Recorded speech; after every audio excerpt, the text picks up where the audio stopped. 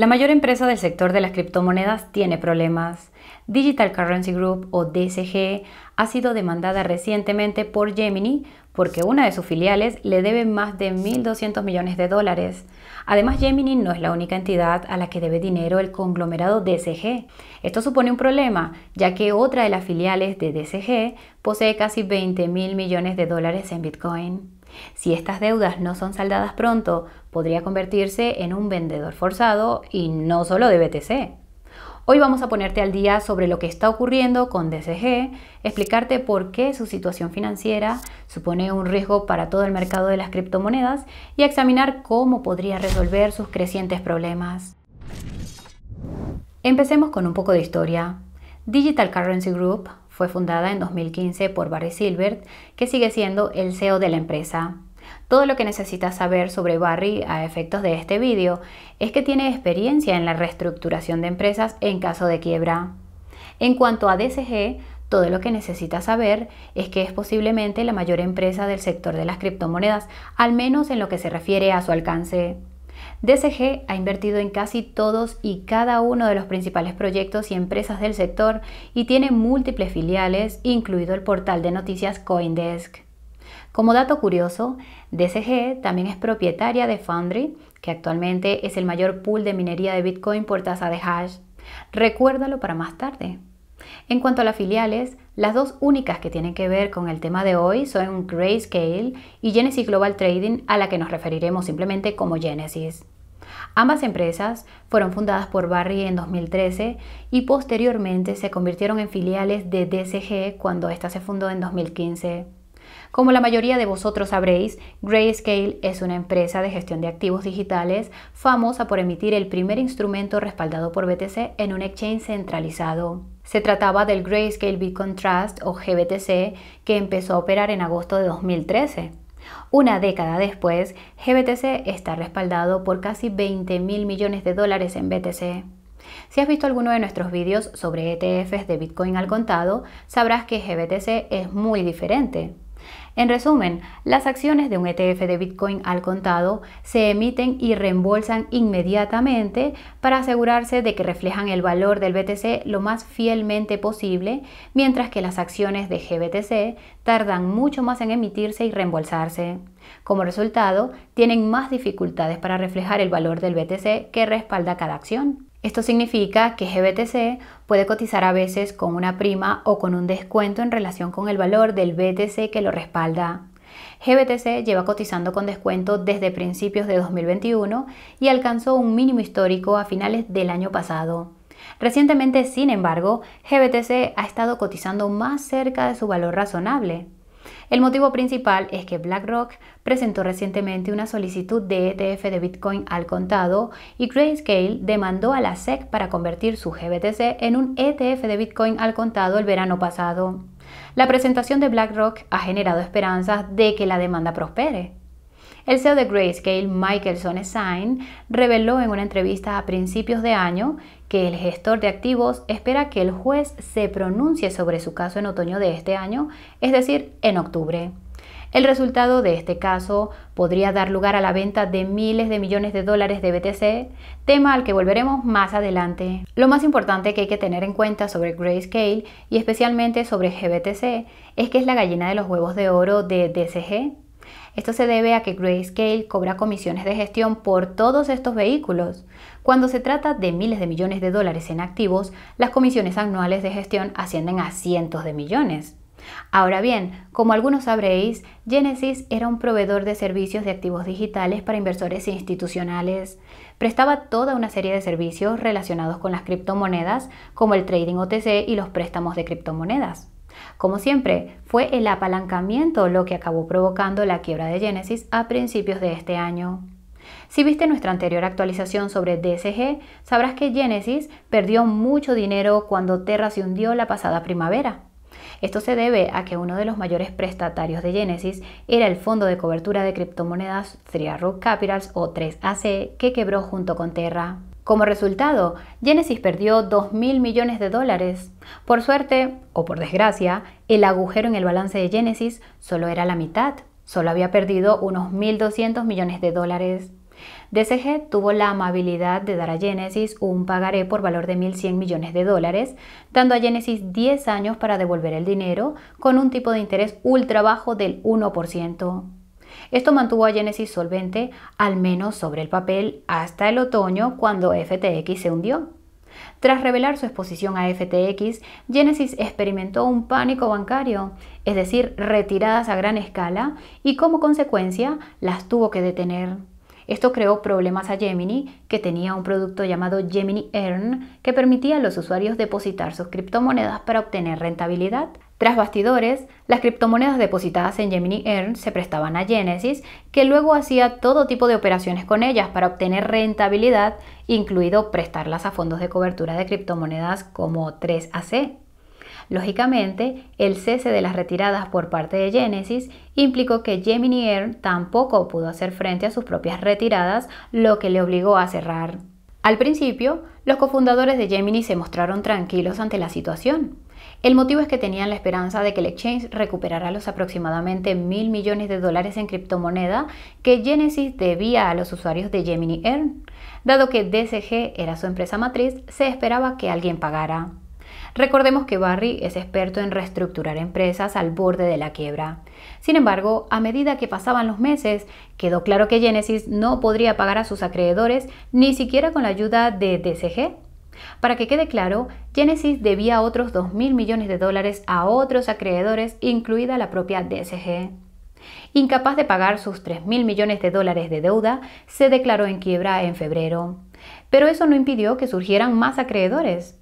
En mayo, la masa de la quiebra de FTX quería recuperar más de 4.000 millones de dólares de Genesis. Más recientemente, se informó que la masa de la quiebra de 3AC quería recuperar 1.000 millones de dólares adicionales. A estas alturas, los cofundadores de Gemini se habían impacientado, sobre todo Cameron Winklevoss, que empezó a hacer declaraciones públicas sobre Genesis, DSG y Barry. Parece que el trío consiguió calmar a Cameron, prometiéndole pagar a Gemini la mitad, 630 millones de dólares, mientras intentaban recuperar la otra mitad.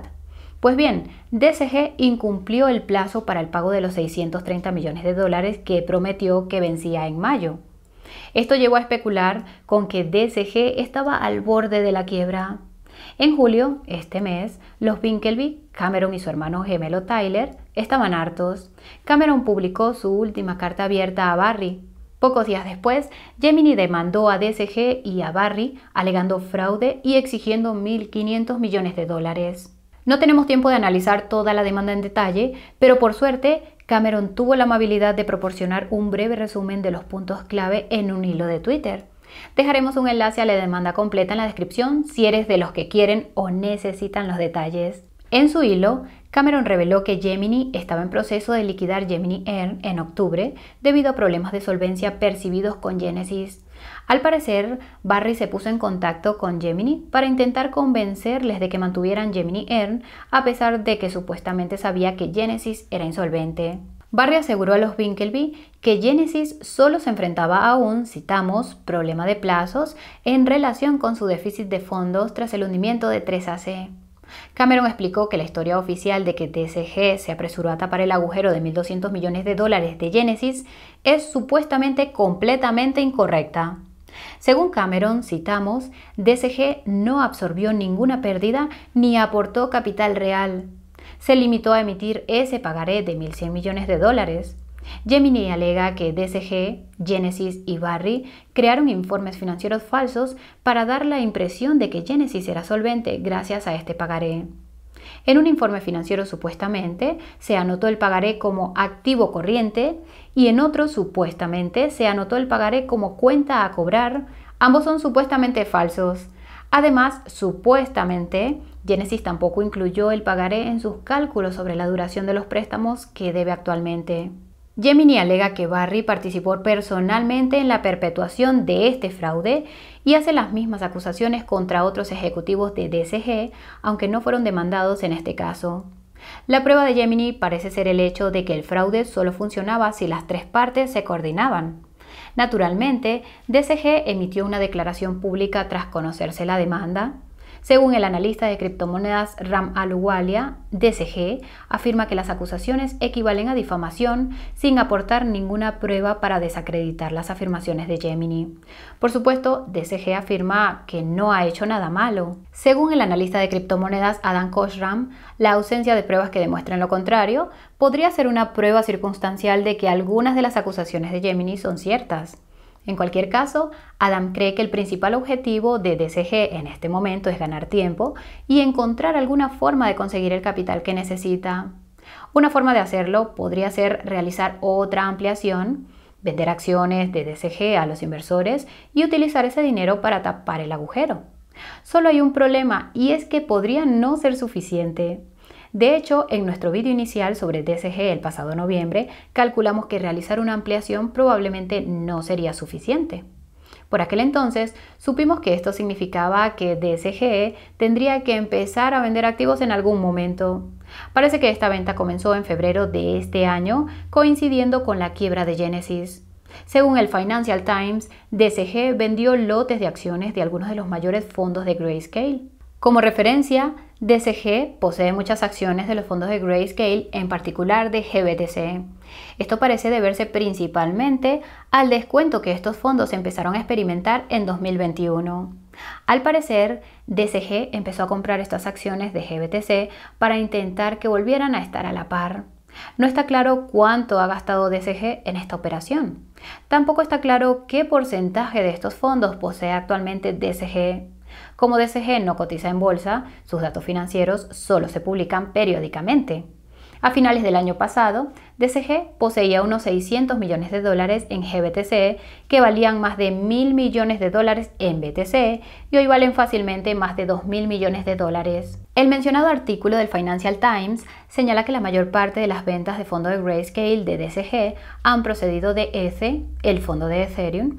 DCG se deshizo de una cuarta parte de sus participaciones en ETH, recaudando unos míseros 22 millones de dólares. Es probable que DCG haya intentado evitar la venta de GBTC debido a los planes de Grayscale de convertir el fondo en un ETF. Dicho esto, la reciente subida de GBTC podría estar creando la oportunidad de venta perfecta para DCG y es posible que haya estado vendiendo parte de su GBTC en esta subida.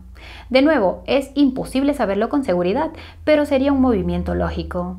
DCG también podría estar vendiendo muchas altcoins y acciones de empresas de criptomonedas. El motivo es que otro artículo del Financial Times de enero señalaba que DCG estaba considerando hacer precisamente eso. Por aquel entonces, estos activos valían unos 500 millones de dólares. Es posible que valgan más como resultado de la subida que hemos visto este año. Al parecer, DCG también se ha planteado vender CoinDesk por 200 millones de dólares. Por lo visto, el fundador de Cardano, Charles Hoskinson, está interesado, pero ha dicho que la empresa de medios de comunicación está sobrevalorada.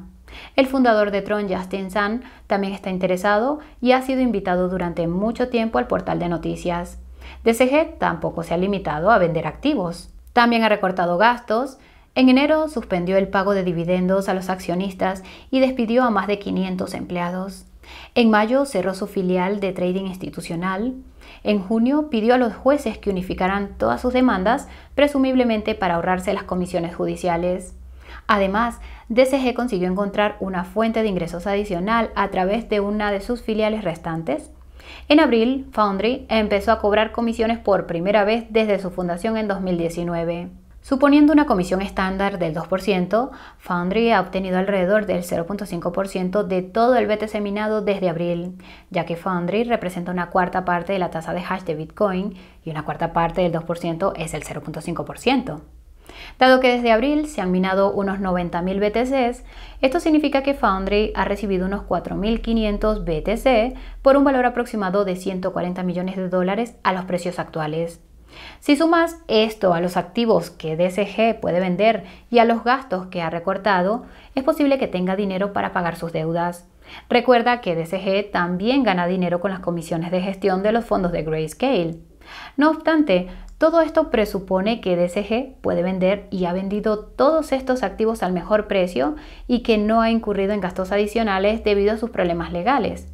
Lo primero es muy improbable y lo segundo es prácticamente imposible.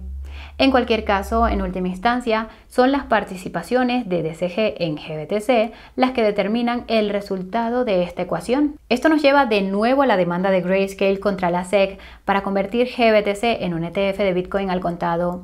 Como hemos mencionado antes, se espera que el juez que preside el caso dicte sentencia en octubre. Obviamente, solo hay dos resultados posibles: o el juez se pone de parte de Grayscale o se pone de parte de la SEC. Si el juez da la razón a Grayscale, significa que su GBTC se convertirá en un ETF de Bitcoin al contado.